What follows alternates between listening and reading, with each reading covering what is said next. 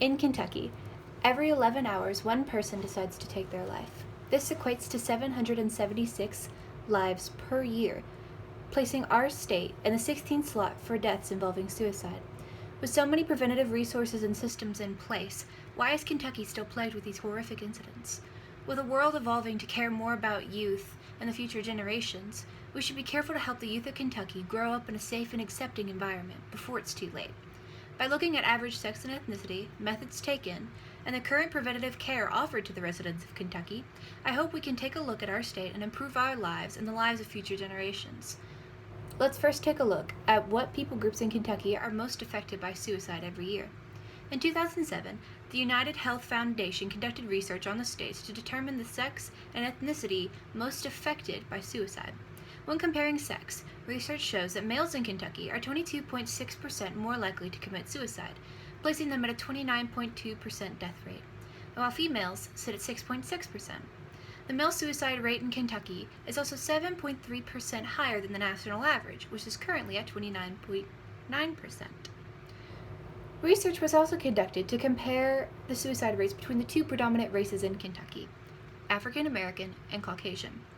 It was found that Caucasians are at an 18.8% death rate, while African Americans sit at a 5.9% death rate.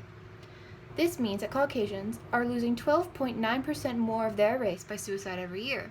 It also exceeds the national average, which was measured to be 15.6% for Caucasians and 5.6% for African Americans. To further learn about the dangers for our youth, let's study research exposing how exactly these heartbreaking tragedies occur and what methods are chosen. In 2006, the American Foundation for Suicide Prevention shared statistics covering a broad array of information regarding suicide in America. In one of these studies, it shows that the most common method of suicide is via firearm. Firearm-related suicides account for 51.6% of all suicides in America. The next most common is suffocation, which includes hanging. This method accounts for 25.9% of all suicides in America. Also, in this study is the average hospital visits of 2015 with self-harm related injuries. 505,507 visits were made, which suggests that for every suicide in America, there are 11.4 people who are hospitalized for self-harm injuries. So what systems are in place to prevent or assess these youth and adults in their search for mental help?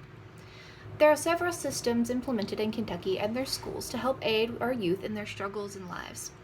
It is reported that nearly 1 in every 5 students have reported seriously considering ending their lives at some point. In Kentucky schools, it is required that all middle and high schools, that all principals, guidance counselors, and teachers fulfill 1 hour of high-quality professional development training every other year to review suicide prevention. Kentucky school codes also require that schools have a week of suicide prevention information once a year by September of each year. The world is still growing and evolving. It's becoming more online and more exclusive to those trying to find out who they are and who they want to become. By creating a better preventative system for our children and by educating ourselves more to help and support the people affected by these mental dysfunctions, we can establish an accepting and thriving society that aids in the decrease of overall suicides, not only nationally, but on our state. Thank you.